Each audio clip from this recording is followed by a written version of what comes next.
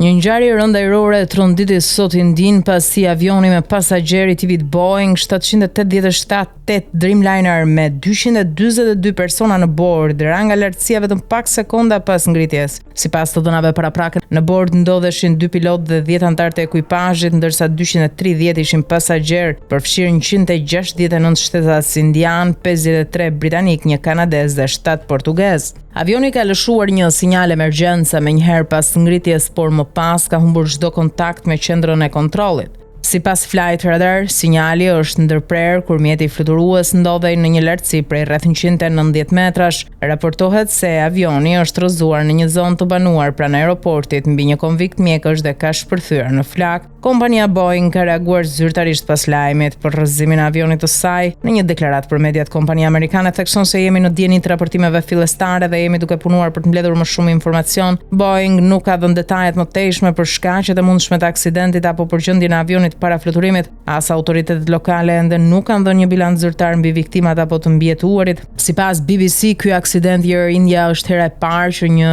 avion Boeing 787 rrëzohet në këtë mënyrë. Modeli u lançua 14 vite më parë dhe vetëm 6 javë më parë prodhuesi i aeroplanëve vlerësoi faktin se modeli i njohur edhe si Dreamliner ka arritur momentin e transportit të 1 miliard pasagerëve. Për të shënuar këtë rast, kompania tha se flota globale e avionëve 787 me më shumë se 1175 aeroplan ka kryer gati 5 milion fluturime, duke mbuluar më shumë se 30 milion orë fluturimi. Aksidenti është një goditje e madhe për kompaninë e cila ka pasur vështirësi në kapërcimin e një sër problemesh, përfshirë aksidente fatale me programet e saj të 737. Do të jetë një tjetër provë për Ceon Kelly Ortberg, i cili është gati të shënojë për vjetorin e tij të parë në këtë detyrë. Ai u soll për të ndihmuar prodhuesin amerikan të aeroplanëve të zgjidhte një sër problemesh që po ngrinin pikpyetje rreth të ardhmes së tij.